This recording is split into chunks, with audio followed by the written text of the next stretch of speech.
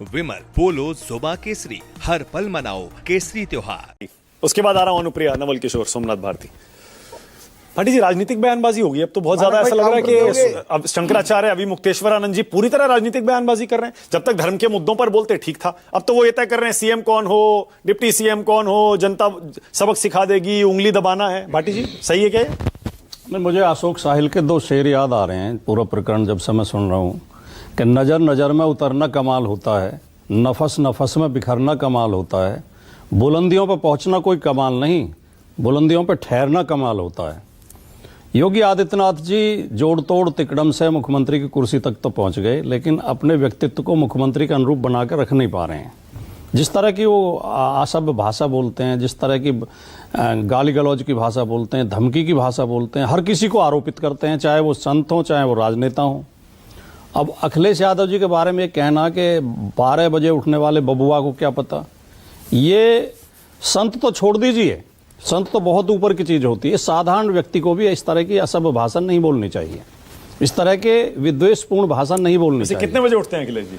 अखिलेश जी से देखिए, 2 बार तो मैंने 2 या 3 बार तो सुबह 8 बजे मैंने बात की है। मुझे किसी मामले में बात करनी पड़े, 8 बजे उनका फ़ोन उठा तुरंत।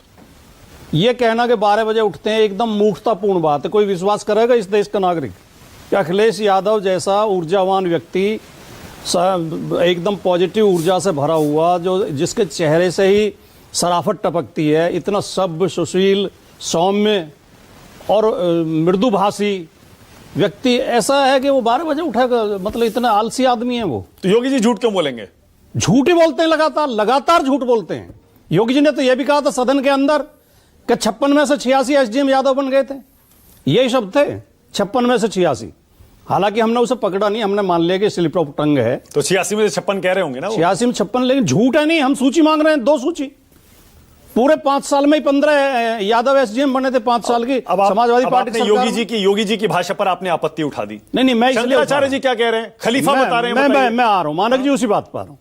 देखिए, वो शंकराचार्य ना भी होते, वो एक साधारण व्यक्ति होते, साधारण नागरिक होते। पुलिस ने तो बदतमीजी की थी, चोटियां पकड़ पकड़ के, बाल पकड़ पकड़ के खींचा था, बच्चों को, छोटे छोटे बच्चों पर लाठी चलाई, बुजुर्गों पर लाठी चलाई। मुख्यमंत्री को इतना कहने में कोई बहुत बड़ी दिक्कत हो रही है कि मैं इसके लिए क्षमा चाहता हूं, ये गलती हुई है हमारी पुलिस से, ऐसा दुर्व्यवहार नहीं करना चाहिए था। ये कहने के बजाय आप सर्टिफिकेट बांटने लगे, आप कालनेमी बताने लगे। जब अहंकार व्यक्ति के सिर चढ़ जाता है नहीं, तब वो इसी तरह की भाषा बोलता है। और जो आपने कहा कि एक एक करके कोई उनका साथ क्यों नहीं दे रहा, रावण का साथ भी तो उनके सगे भाई ने छोड़ दिया था। जब रावण का अहंकार उसके सिर चढ़ के बोल रहा था तो विभीषण ने उनका साथ छोड़ दिया था।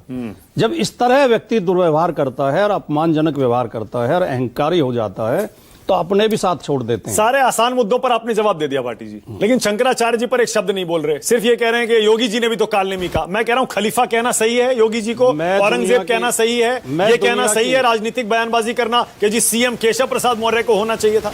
मैं दुनिया की बात तो नहीं करता, लेकिन भारत का इतिहास इस बात का साक्षी है कि भारत में जब जब राजसत्ता पथभ्रष्ट हुई है, धार्मिक सत्ता ने उसे मार्ग दिखाया है, धार्मिक सत्ता ने उसकी आलोचना की है।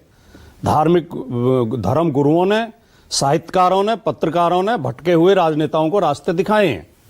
तो शंकराचार्य जी के मैं बहुत ज़्यादा मतलब उनके समर्थन में या उनका मैं शिष्य नहीं हूं, या मैं उनके प्रति बहुत ज़्यादा मेरी आस्था नहीं है लेकिन संत के नाते उन्हें प्रणाम करना चाहिए, उनका सम्मान करना चाहिए और किसी के साथ इस तरह का दुर्व्यवहार नहीं करना चाहिए। वो जो बोल रहे हैं, वो कोई भी समझदार व्यक्ति ये बात बोलेगा कि इस तरह की गलतियां उत्तर प्रदेश सरकार क्यों कर रही है।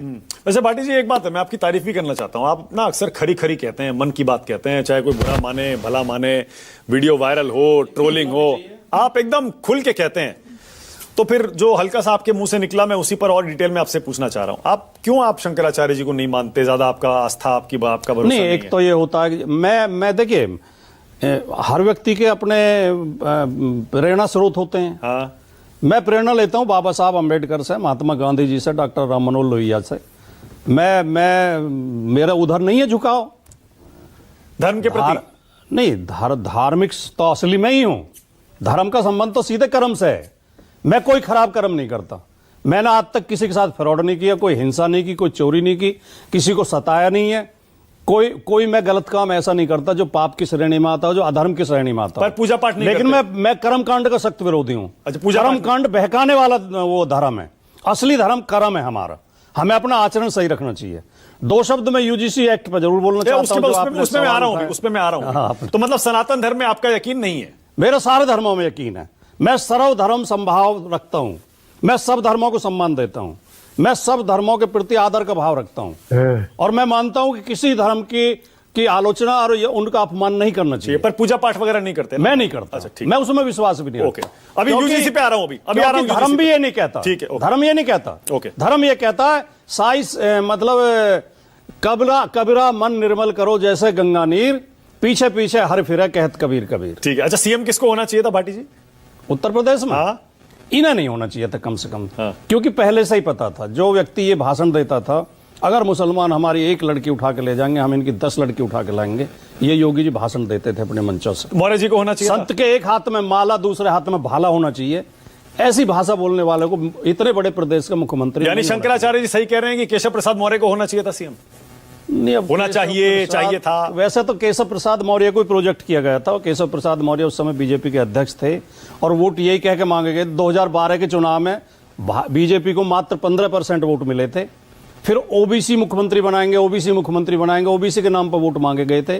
तब 17 में बीजेपी की सरकार बनी और योगी आदित्यनाथ का कहीं नाम नहीं था। मलूक नागर जवाब देंगे, चर्चा में नहीं था। मलूक नागर जवाब देंगे आपका।